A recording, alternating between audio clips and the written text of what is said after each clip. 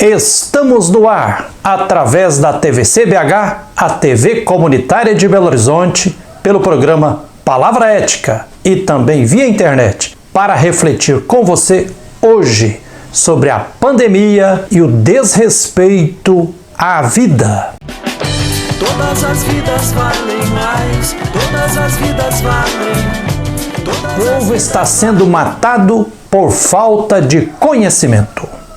Considero inegável que a espiral de violência e morte que assola o povo brasileiro é causada pela superexploração do sistema capitalista, máquina cruel de moer vidas, que funciona dia e noite sob a direção da classe dominante que vive no luxo, mas com sangue nas mãos.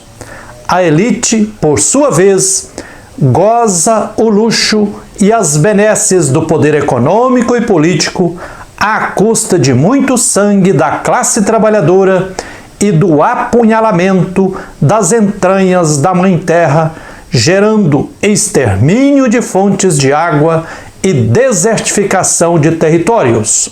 O mito do progresso e do desenvolvimento econômico só para a classe dominante que extermina diariamente as condições de vida no planeta Terra, nossa única casa comum, gerou a pandemia do novo coronavírus, a ideologia dominante, a crise dos partidos políticos e os falsos líderes religiosos impuseram no Executivo Federal um desgoverno fascista que só sabe matar, tem sede de sangue.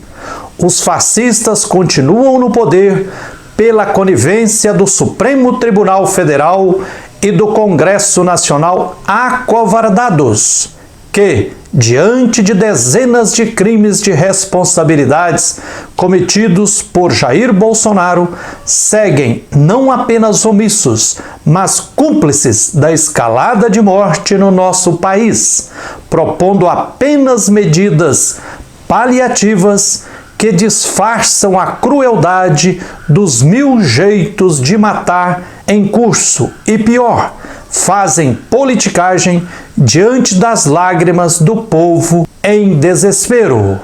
Cegado e anestesiado, até quando o povo aceitará morrer aos poucos sem se rebelar massivamente?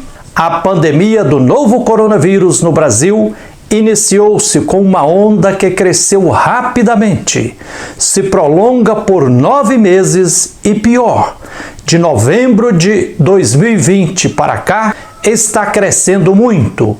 O número de mortos pela Covid-19 já ultrapassa 240 mil, se incluirmos 20% de mortos subnotificados. É notório o cansaço do povo diante da pandemia do novo coronavírus.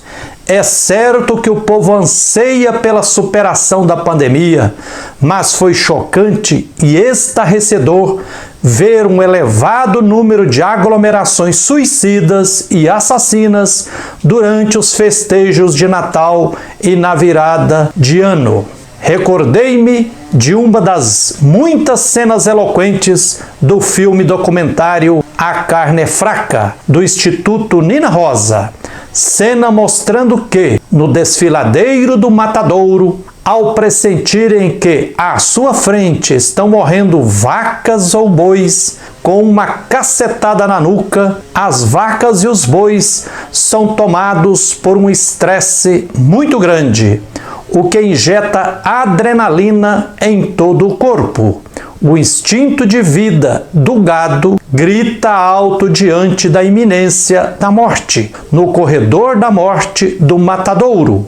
Nas aglomerações das últimas semanas, gritaram alto o egoísmo e a ignorância de muita gente.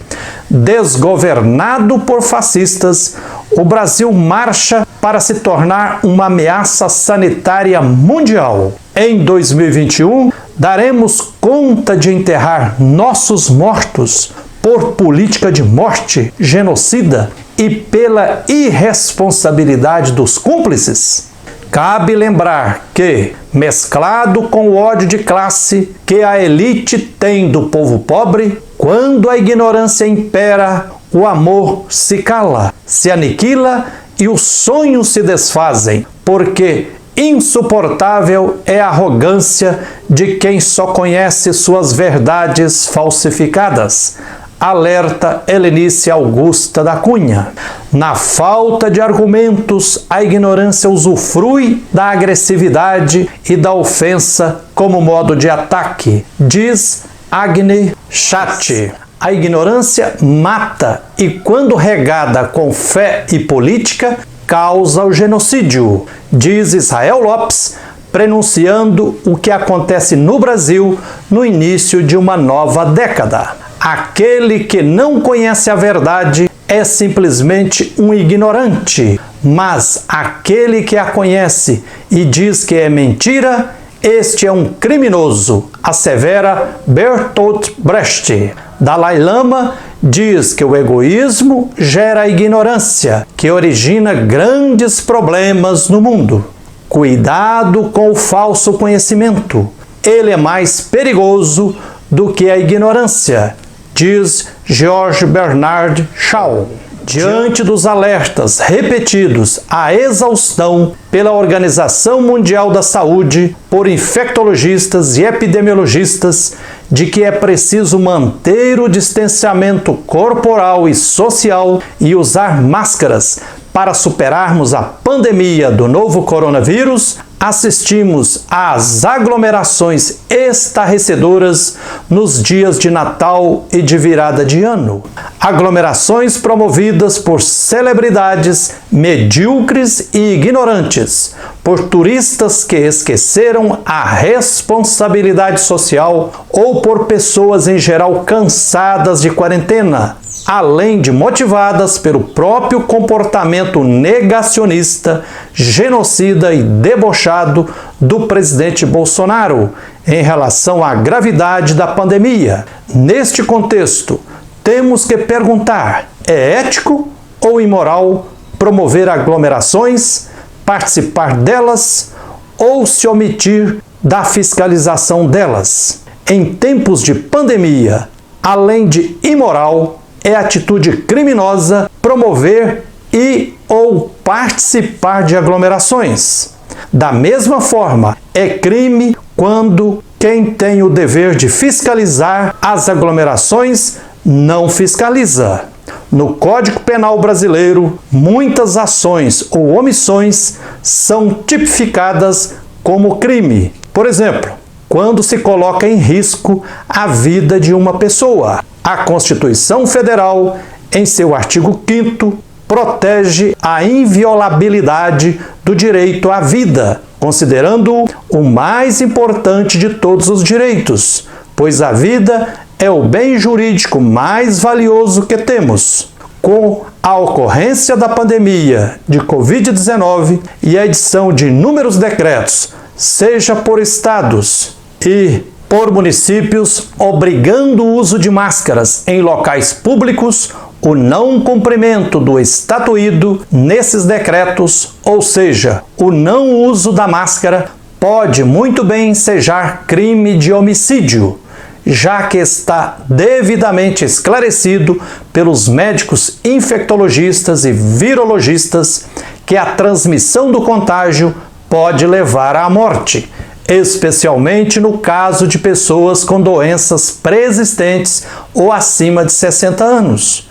Em vários países, quem é surpreendido pela polícia em aglomerações está sendo multado. O artigo 121 do Código Penal, que é formado por apenas 2 palavras, matar alguém, estaria sendo infringido caso ocorra morte, conseguindo-se demonstrar à pessoa de onde partiu a contaminação. O fundamento para chegar a tal punição é que hoje a ciência demonstra a letalidade da Covid-19, o que tem sido divulgado à exaustão pela imprensa, ecoando os alertas fundamentados na ciência feitos por infectologistas e epidemiologistas, a partir da obviedade que a doença Covid-19 mata e não tem cura, e nem o povo foi vacinado ainda, o não uso da máscara e a promoção e ou participação em aglomerações e os funcionários públicos que não fiscalizam deveriam ter consequências sérias para essas pessoas que não se sentem tocadas por uma questão de humanidade, pela obrigação de ajudar a não contaminar outrem. Propomos que estas pessoas recalcitrantes em cumprir o determinado pelas autoridades sanitárias sejam levadas a responderem na seara criminal. Enquanto durar a pandemia, aglomerar-se e violar as regras sanitárias se tornou uma questão de saúde e segurança públicas. Nesse caso, o interesse da coletividade, respeito à dignidade da pessoa humana, está acima dos pretensos direitos individuais de pessoas que não são apenas egoístas e irresponsáveis, mas agem de forma criminosa. Na Bíblia, no 4º capítulo do livro do profeta Oséias, diante da realidade de um povo sendo triturado de 1000 maneiras, há uma veemente crítica aos sacerdotes, líderes religiosos da época, já que eles representavam o Estado monárquico superexplorador e sanguinário. Sangue derramado se junta a sangue derramado. Por isso a terra geme e o povo está sendo matado. Denuncia o profeta Oséias. Destemido, o profeta Oséias aponta os líderes religiosos como causadores da violência. Eu levanto a acusação contra você, sacerdote. Você tropeça de dia, o profeta tropeça com você de noite e você mata a sua própria mãe. O meu povo está morrendo por falta de conhecimento. Brada o profeta Oséias. Os religiosos do contexto de Oséias rejeitavam o verdadeiro conhecimento, se agarravam à ignorância, à hipocrisia e a posturas moralistas, como atualmente ocorre com muitas lideranças religiosas. A idolatria alimentada pelos líderes religiosos justifica religiosamente as estruturas e relações sociais de opressão e exploração. No livro do profeta Oséias, no capítulo 4, de 1 a 19, temos uma profecia que denuncia a macro-opressão realizada pelos sacerdotes e outra que põe o dedo na ferida da micro-opressão que acontece nas relações interpessoais, particularmente entre homem e mulher, entre adultos e crianças. O miúdo da vida, o cotidiano e o macro da vida são as duas pernas presentes de forma entrelaçada na profecia de Oséias. A profecia de Oséias revela para as pessoas o que significa viver sob políticas de morte e alianças com o império, em um ir e vir sem rumo que foi corroendo as forças da nação até chegar ao seu final. Isso sem falar da violência que rasgou ventres de mulheres grávidas e tirou a vida de crianças de peito.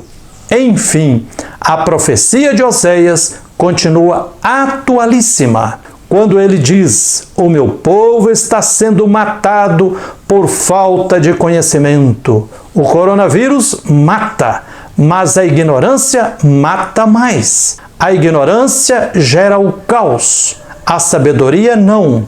Os fascistas no poder matariam menos se não encontrassem no meio do povo pequenos fascistas ignorantes, egoístas, estúpidos, irresponsáveis e, em última instância, criminosos também.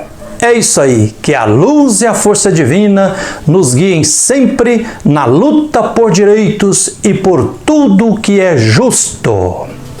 Tempo sombrio sobre a nossa terra, onde a justiça obedece o patrão.